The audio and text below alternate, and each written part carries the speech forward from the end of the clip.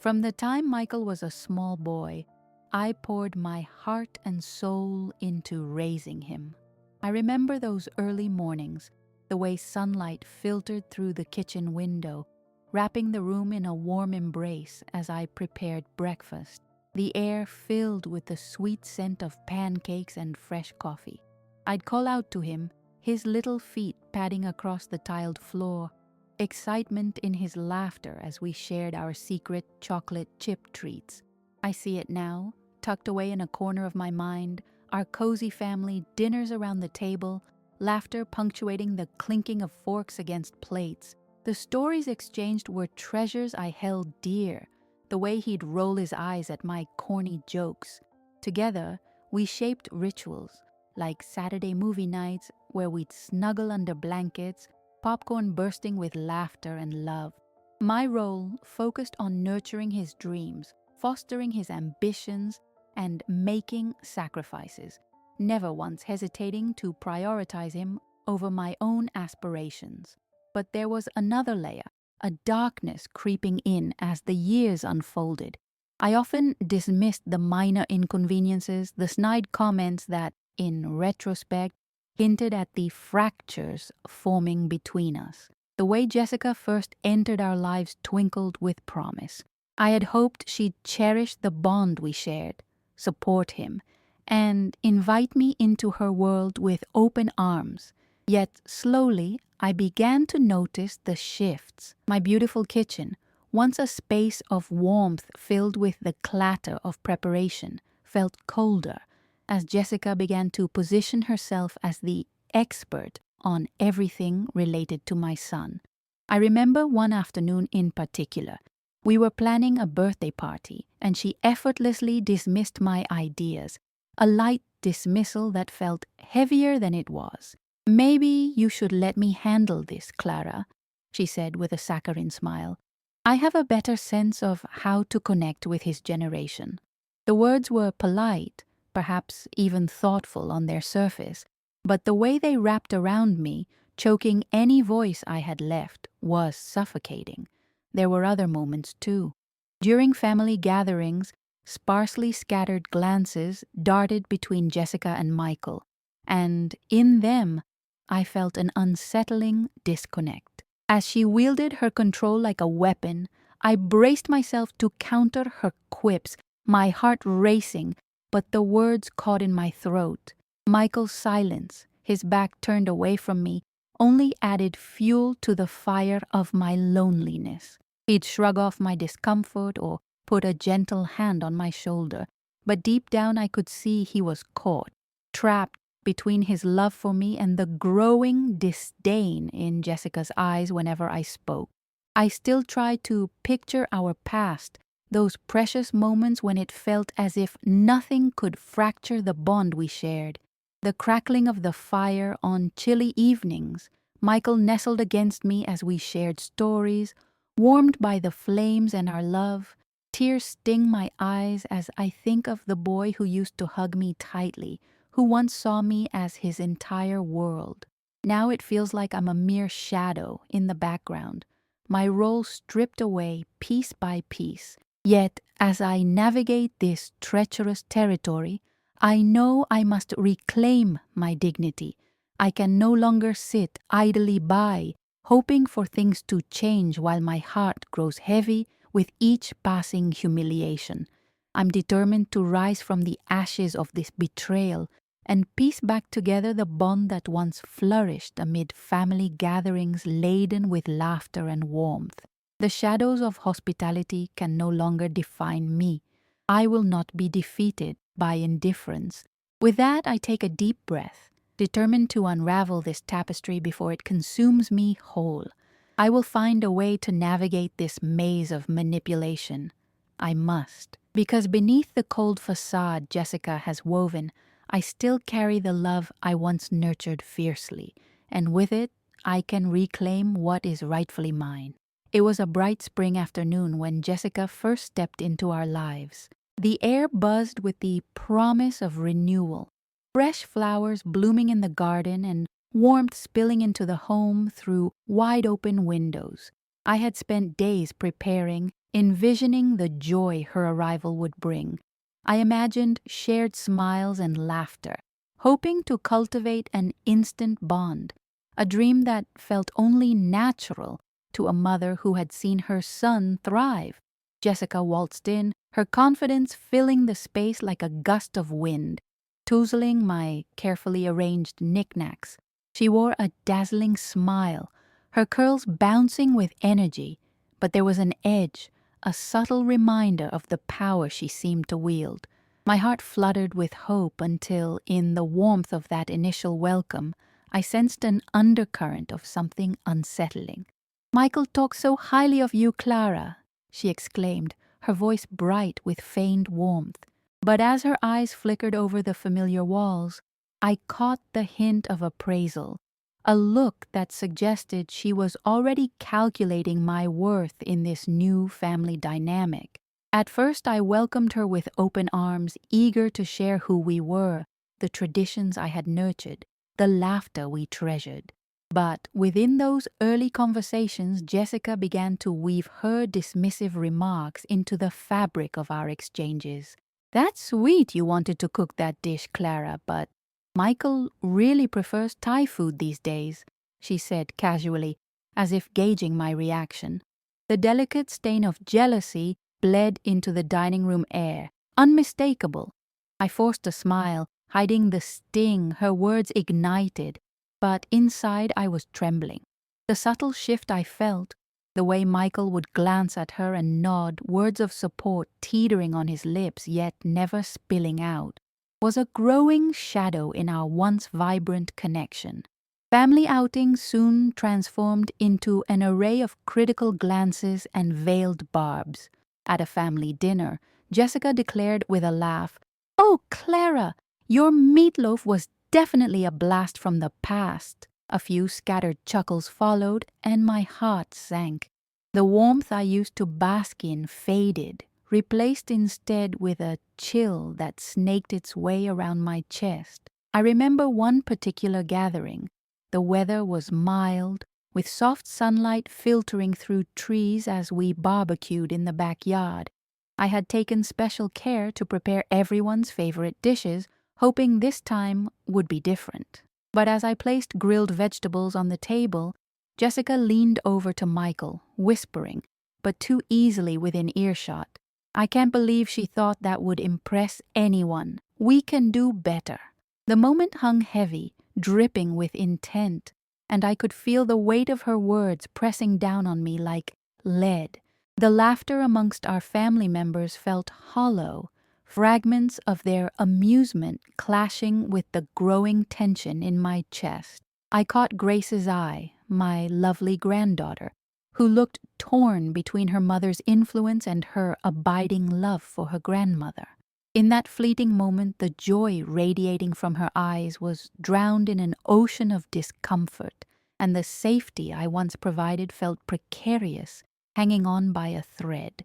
As time marched onward, so did Jessica's control, tightening like a noose around the vibrant tapestry of our family. Michael's descriptions of moments spent with her began to eclipse my own stories. The laughter we shared worn and frayed beneath the weight of Jessica's insistent reign.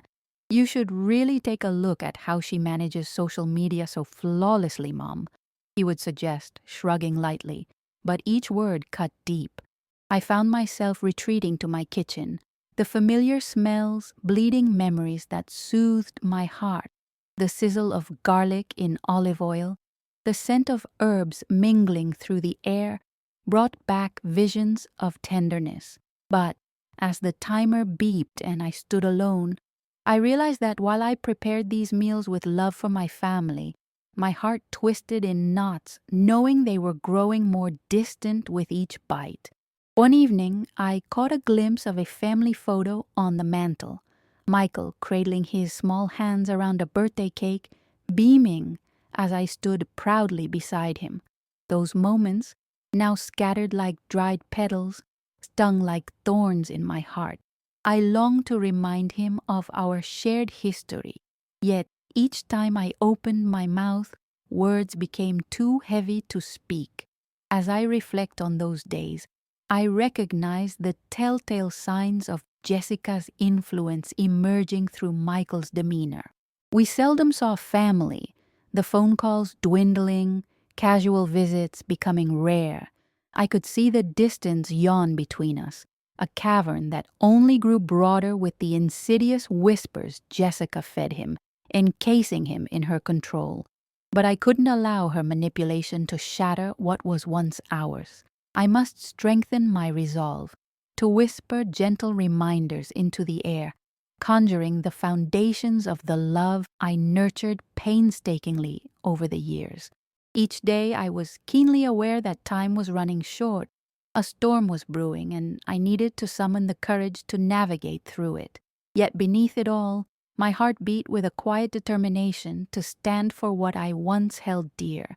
I would not be a ghost in my own family story. I would learn to reclaim my narrative before it slipped away entirely. The autumn leaves had begun to drift from their branches when I first recognized the extent of Jessica's power over Michael, an insidious web that tightened with every shared dinner, every holiday gathering. Each occurrence chipped away at my spirit, leaving behind a dull ache of isolation. I felt like an uninvited guest in my own life, quietly observing the warmth and affection morph into uncomfortable distance. Amidst the chirping of crickets on that crisp evening, I found myself preparing a modest dinner, the familiar clatter of pots and pans filling the air. The last rays of sunlight poured into the kitchen, illuminating the dust motes that danced lazily. I tried to shake off the previous gathering, how Jessica's laughter echoed, mocking my every gesture while Michael laughed along, totally oblivious to the sting it caused me. "Maybe you should let your mother stick to the basics," she'd said, two smirks from the extended family, cutting deep into my soul. My resolve wavered, but my love for Michael was still a lantern, guiding me through the darkness. As I set the table, white linen cloth adorned with my grandmother's china, the memory of that evening haunted me like a ghost. How had it come to this? In shared conversations with my sisters, who occasionally texted to check in, I felt their concern laced with skepticism. They were supportive, yet hesitant, wondering if the rift I described was just a phase. "Mothers and daughters-in-law can have bumps in the road," one sister typed, her words echoing the very excuses I offered myself. But deep down, I was aware that our family dynamic was teetering on the edge of ruin. One gray Sunday afternoon, as I prepared for another family visit, dread settled thickly in my chest. I focused on the rhythm of chopping vegetables, trying to center myself among the chaos of my thoughts. Just as I finished, Jessica entered unannounced, her heels clicking against the tiled floor, sharp and deliberate. "Oh, Clara," she said with that familiar glint in her eye, "what are you making? More of those outdated recipes?" Her gaze flickered to the cutting board, and I felt heat rise to my cheeks, words choking in my throat. "Just a simple stew," I replied, my voice wavering as I forced a smile. "Oh, wonderful! I don't mean to pry, but don't you think it's time you updated your skills? Have you considered cooking classes?" Jessica cooed, her tone deliberately sweet but dripping with scorn. Laughter erupted from the living room, a chorus of mockery that left me reeling. Michael's laughter mingled with others, not realizing the knives twisting in my back. In that moment, the walls of my sanctuary felt like they were collapsing inward. I retreated to the back of the kitchen, fingers trembling as I wiped away tears. The shadows danced around me, mocking the love I had once cultivated, love that now lay in ruins around my feet. The weeks rolled by, and each family meal became an expedition into unseen traps laid out by Jessica. Prayers for strength and resilience infused my days as I tried to endure the subtle taunts, the way my name would trail off her lips when she spoke to Michael, ignoring me altogether. "No thanks, Clara. I'll handle that," she said with a dismissive wave when I offered my assistance during Thanksgiving preparations. Even the joy of seeing my grandchildren, Grace and Ethan, became tinged with grief. I caught Grace's worried looks as she hesitated to approach me during family outings, caught in the web spun by her mother. My heart ached as memories of our playdates played like film reels in my mind. Each experience felt like sand slipping through my fingers. They adored me, yet the weight of Jessica's influence held them back, taught them to align with her dismissive narrative. During one particularly festive gathering, when we lit candles for the season, Jessica made it a point to taunt me publicly. "Let's see if Clara remembers the little traditions," she announced to laughter as I awkwardly stumbled over stories from years past. The cracks in my dignity widened. I was painfully aware of my isolation, the way I faded into the background while Jessica danced center stage, adored and admired. Still, I clung to the letters my mother had written to guide me through storms, words of encouragement reminding me to stand strong. "No one can take away your history," she had once said softly as she clasped my hand. It echoed faintly in my heart, a belief I desperately wanted to rekindle as Jessica's barbs grew sharper. In solitude, I learned to weave a plan. I would not remain silent, not anymore. I began to recognize the need to lay out clear boundaries, to fortify myself like a fortress readying for battle. I observed how my siblings navigated relationships with their families, drawing strength from their experiences and the love they stood for. I had to confront Jessica directly, an uneasy thought filled with dread, but necessary. Facing forward, I pushed away the fear that gnawed at me. I would reclaim my voice one quivering inch at a time. A fire stirred within me, the relentless pulse of a mother ready to stand her ground. I would not suffer silently under her wily gaze. I was Clara, a mother who had spent a lifetime nurturing love, an indelible bond she could neither tarnish nor tear apart. The days shifted as I moved into my new resolve, each one piling on small moments that fortified my determination. I recognized the need for more than courage. I required clarity, evidence of Jessica's manipulations and my son's foolish acquiescence. I resolved to take note, observing the exchanges unfolding around me like a researcher analyzing a complex social experiment. The rhythmic ticking of the clock in my living room became my companion as I built my case. I noticed the subtle ways in which Jessica wielded power. A raised eyebrow here, a derisive laugh there, a casual dismissal with a side of contempt. Each outing, every phone call stripped me of my role, made it increasingly apparent that Jessica was writing my legacy, not me. One evening, while scrolling through old family photos on my device, I couldn't help but notice Jessica's steel grip on Michael's priorities becoming ever more pronounced. I took particularly to the messages that floated on my phone. How were events scheduled? What was discussed? Where was I mentioned? I began crafting an unassuming ledger, noting the events I was excluded from, the comments made in jest that masked unkindness, the intimate family gatherings I was purposely left out of. During dinner last Friday, I recorded the quiet barbs seamlessly tossed between them. Michael would nod enthusiastically, his eyes sparkling with admiration, as Jessica belittled the scarf I knitted for the winter holidays.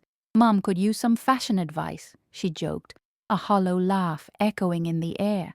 My heart sank, yet I noticed Michael's brow furrow slightly. I swiftly covered his reaction, tucking it away in the back of my mind as a proof of the divide Jessica was creating between us. Weekends became opportunities to monitor conversations, to pay attention to the subtleties I had long overlooked. One Sunday during brunch, her jabs turned sharper, her laughter all too sweet as we sat around the sprawling table. "Clara made us a lovely stew," she remarked, waving her fork as if to scrape away the notion of my involvement. You should see the way she cooks. It's charming." Everyone laughed, and though I fought to join in, tension crawled up my spine. I ducked my head, forcing my smile through gritted teeth. Maybe this was her strategy: create a narrative that turned others against me.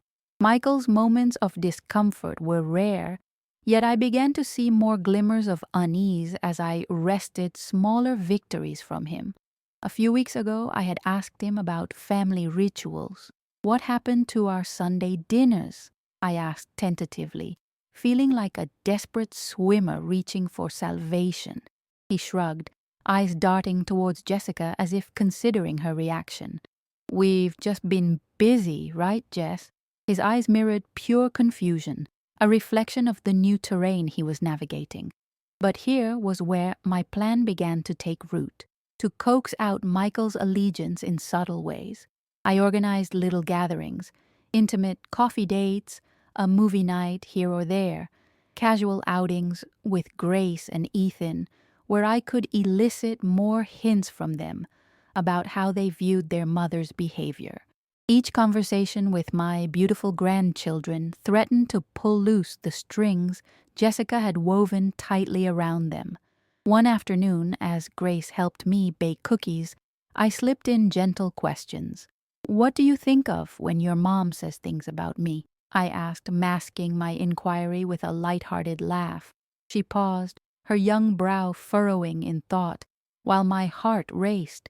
What would her answer reveal? She just wants everything to be perfect," Grace finally whispered, her little hands dusted with flour, the innocence shining through her eyes. "Sometimes I think she forgets about you, Grandma." A heaviness settled around us. I could bear it no longer. "You know, sweet pea, every family has its ups and downs. You know I love you, right?" I soothed, drawing her into a gentle embrace, sealing our bond tighter, my heart aching for her struggle. Through evidence and recollection, I began to sketch the emotional battle I was embroiled in, mapping every interaction like a detective forming her case. I noted how the conversations became more strained, and how Michael found himself caught in the bind of our intertwined fates, the distance between our love, now a gaping chasm filled with unacknowledged grievances. Each entry I jotted down echoed the mantra that swirled in my heart like a robust stew. "They can mute me at the table, never in my heart." I pressed it against my soul, repeating it under my breath, allowing it to carry me forward even when the road felt long and winding. The accumulating evidence solidified my awareness. It was no longer a matter of ego or self-righteousness. It was about reclaiming dignity, a haven where I could speak my truth without being silenced. I began to plot a course, gathering my thoughts and my courage, very aware of what lay ahead. A confrontation wrapped in honesty, but something I owed to myself and to Michael, who once knew me as more than just a shadow. What if the tug between us could illuminate his understanding? Could he learn to see not just his mother's sacrifice, but the way manipulation marshaled between familial love and power? The answer lingered within a realm I was yet to explore: my confrontation with Jessica, the orchestrator of this intricate dance. But for now, I placed one foot in front of the other, readying myself for the next steps, envisioning the distillation of truth in the intricate web encircling my family. It was almost time. I could feel it curling beneath my skin. I was a mother rising, aching to reclaim the love I had fought so fiercely to build. As the winter holidays approached, I felt the air grow heavier with expectation, each breath thick with unspoken tension. I decorated my home in muted tones still fragrant with pine from the nearby trees, each ornament and strand of twinkling light a reminder of the joy we once shared. But even amid this festive atmosphere, I could feel the rumble of a storm brewing, overdue and inevitable. The night of the family dinner, My heart raced the moment I saw Jessica's sleek silhouette entering the door. I rested my hand on the kitchen counter, trying to collect my composure as I heard her laugh fill the room with its chilling resonance. Michael strolled in behind her, his smile bright as he embraced me. But more than ever, I felt the distance between us. It hung in the air like a fog, cloaking our familial bond in uncertainty. "Hey, Mom, the place looks great," he said, his enthusiasm genuine but shallow, like a polished veneer over a deep crack. "Thanks, sweetheart," I replied with a soft smile, though my insides twisted. The table had been set with care, each place adorned with folded napkins and a glimmering centerpiece of fresh flowers. But the brightness waned as I noticed Jessica hover beside him, her attention snatching fragments of his affection. "Oh dear, let's hope this meal doesn't go the way it did last time, right?" she jested, sliding her arm around Michael in a gesture that felt more possessive than playful. The laughter that followed cut through me, razor sharp and unbearable. The air chilled around my heart, and in that moment I understood. Tonight could not pass without confrontation. As dinner progressed, I stewed in silence while polite conversation danced around the table, but inside my brewing determination flickered like a flame. I watched Jessica maneuver easily, avoiding the questions I posed to Michael, misdirecting conversation as she grasped at the threads of my entangled words. At the peak of family chatter, the point of laughter arose naturally, laughter at my expense, stemming from familiar stories I had once cherished. "Mom, remember how you tried to teach me to ride a bike?" Michael recalled, his words illuminated with nostalgia. "Yes, but you fell off so many times." My voice trailed off, suddenly stifled by Jessica's cutting quip. "Just face it, Clara." "Michael was always stubborn," she chimed in, a smirk on her lips as she leaned closer to my son. His laughter mingled with hers, but I saw a flicker of tension in his demeanor, confusion etched in his brow. That single moment crystallized my resolve. It was time to unfurl the truth. I cleared my throat, summoning the strength gathered over countless moments of preparation. "Jessica," I began, my voice trembling slightly, "I need to speak with you." Her laughter faltered, surprise washing over the gathered family like a wave breaking against the shore. Michael's expression shifted, his eyes wide, masking apprehension. "About what?" she replied, feigning innocence while her gaze narrowed, calculating. "About how you treat me," I said, a rush of heat flowing through me, wrapping me in a protective cocoon as I leaned into the metaphorical edge of this cliff. "I can no longer ignore the hurt you bring into our family gatherings." The chatter stilled, the air crackling with palpable tension. Michael's hand shifted beside me, hovering protectively over mine, his presence both comforting and intimidating. "Oh, please, Clara, you know I only joke," she retorted, tossing her hair back with a light dismissiveness. "No," I countered, my voice steadying as I pressed on. "These aren't just jokes. They pierce through the love I've tried to cultivate. They make me feel unwelcome in my own family." She opened her mouth, ready to interject, but I held my hand up, giving voice to this momentous truth that had long been suppressed. "I've gathered insight into our interactions, Jessica. I've noted every word, every laugh that turned from friendly to stinging, realizing how you've wrapped Michael in a cloak of dismissiveness towards me. This dynamic adds weight to an already suffocating atmosphere." The family sat enraptured, their eyes darting between us as they absorbed the unfolding confrontation. "I care for my son deeply, and you've twisted this love into something that suffocates me," I said, my eyes focusing on Michael. "It hasn't gone unnoticed how this has spiraled, how my attempts to maintain connection have drowned in your commentary." The silence that followed was thunderous, a vast void threatening to swallow us whole. Yet within it, I noticed the lines on Jessica's face twist unexpectedly, a vulnerability that spun my resolve further. Michael shifted nervously beside me, caught in the crossfire, and I gently squeezed his hand, needing him to feel my unyielding love through this storm. Michael, I want you to hear this too. You deserve to see not just one narrative, but the truth of our family dynamics, the tender love a mother can offer, one that isn't to be cast aside. He began to open his mouth, perhaps to plead for peace, but I continued. Do you realize how deeply I've tried to connect with your family? How much it pains me when I feel pushed aside?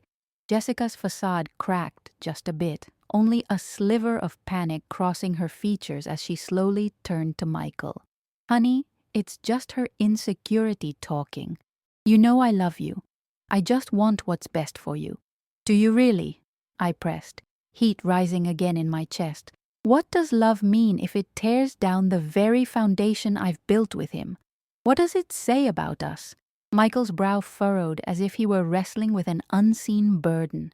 I could see his heart race beneath the veneer of calm, thoughts and feelings he never truly voiced under the suffocating expectations of his wife.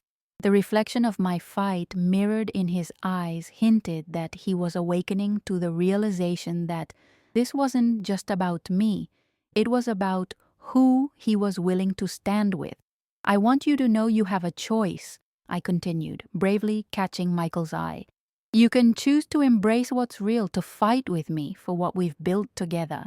Jessica opened her mouth, ready to deflect, but the collective tension in the room felt electric, the unanswered questions hanging heavy in the atmosphere. I believe in our family, I reinforced, feeling the power settle into my bones. Yet I cannot stand idly by, watching someone who claims to care break us apart. Soy. Though Jessica shifted restlessly, her confidence shaking under the flame of confrontation, I felt Michael hesitate, his gaze darting between us, as if he was weighing the scales of his loyalties. It's time for you to choose, Michael, I said firmly, simply, knowing I had given my all, pouring my heart into the truth before us. With that, the fractured silence deepened, but I held on to the air of possibility, of hope, interwoven with fragility. The battle had been fought, and I was ready to reclaim my voice, to breathe freely amid the shadows that had suffocated me for too long. The room felt suspended in time, silence thrumming with unspoken truths and raw emotions hanging between us like a heavy cloud. Michael's jaw tightened, caught in the nexus of a choice that would define the fabric of our family. I felt the heat of anticipation swirl in my chest. At this moment, every heartbeat was a step toward healing or further estrangement. Jessica's mask slipped further, revealing a glimpse of the insecurity she desperately tried to conceal. You always choose the dramatic route, Clara, she snipped, though her voice trembled slightly. Can't we all just get along? It's a holiday dinner, for heaven's sake. But that response felt hollow, deflected like stale air, and I recognized the unwillingness to engage with the uncomfortable truth that had settled between us. This isn't drama, it's our reality, I said, too loud for my preference, but no longer willing to suppress the fire within me. The scent of roasted turkey wafted through the room, mingling with the rising tension as if the meal itself was complicit in this momentous standoff. Michael turned to me slowly, his features straddling confusion and the blossoming understanding I had sought. Mom, he began, his voice thick with uncertainty. I know things have been complicated. The rawness in his honesty felt like a second wind, and I stepped closer, drawing strength from his openness. I want to believe we can untangle this, sweetheart, I urged, my voice softer now. Your mother loves you, and that's why I'm fighting to bring us together, not just to shield you, but for the love we once knew. We can't move forward living under her constant jokes. You can still cherish what we had without allowing her to control everything. His brow furrowed further, wrestling with his loyalties, wrestling with Jessica. For all her attempts to manipulate this moment, I could sense the tide shifting. Michael was beginning to see the reality that glimmered beneath the surface, and I clung to that hope. She doesn't understand how much she hurts you, I pressed gently, how this affects all of us. You know that deep down, don't you? Jessica inhaled sharply, her posture defensive, but I kept my gaze fixed on Michael. There's a way to honor both our connections without dismissing your truth. I reached for his hand, intertwining my fingers with his. You have the strength to make this choice. The tension hung thick in the air, broken only by a single tear rolling down Michael's cheek. My heart ached in sympathy, yet I couldn't turn away now. This was a revelation, a breaking point, and it was bubbling to the surface. I can't keep sitting on the sidelines, Mom. I see something changing between us, but it's hard. And I worry, he began, his words faltering. What if I lose her? Every ounce of my being urged me to reassure him, to protect him from the fierce waves of uncertainty that cloaked his heart. You won't lose me, I said, squeezing his hand tighter. You will only lose what holds you back, the weight of manipulation. Jessica seized the moment, shooting him a desperate look. Honey, think of all the happy times we've had, the trips, the adventures. You'll throw that away for her. I could almost see the gears turning in Michael's mind. The struggle he faced akin to a dense fog attempting to permeate his clarity. But those happy times don't come at the cost of my mother's heart, he replied, voice shaky yet resolute. You can't keep pretending everything is fine when it isn't. A gasp echoed in the room. A spectrum of emotions swept across Jessica's face. She was unbridled, unmasked, caught between panic and fury. You don't mean that, she hissed, her veneer cracking under the pressure. You need to choose between us, Michael. This isn't a fair ultimatum. It isn't an ultimatum, he affirmed, courage infusing his tone. It's my reality, and it's yours too. What you're doing to my family isn't right. Every syllable hung like a fragile crystal poised to shatter. Hope pulsed through me. Michael, you are so much more than what she makes you believe. You can forge your own path, and I will help you, I reassured him, drawing strength from our shared bloodline, the bond that had tethered us since his birth. Jessica's eyes darted, the wild fury twinkling as defensive walls crumbled. The laughter that had once wrapped the room like a warm quilt now turned brittle, echoing her unstable emotional state. The unpredictability of the moment refracted through her, and I couldn't ignore the ramifications of my words. Is this really how you want to carry forward? I asked Jessica, my heart aching to find empathy for her brittle facade. Make peace with the pain or continue clinging to this futile power struggle?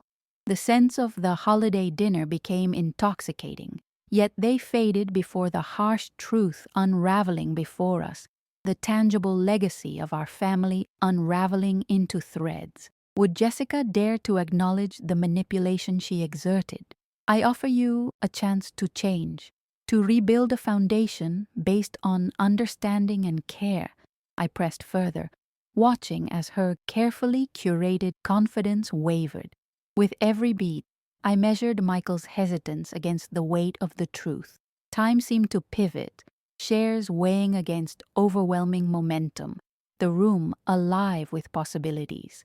I will stand by you no matter what happens, I whispered to Michael, feeling the fibers of his loyalty intertwine with the gentle pressure of our connection. The lingering silence clung before us, a moment heavy with potential. Moments felt insurmountable. We peered over the precipice of change, the fear of stepping back clashing with the power of transformation.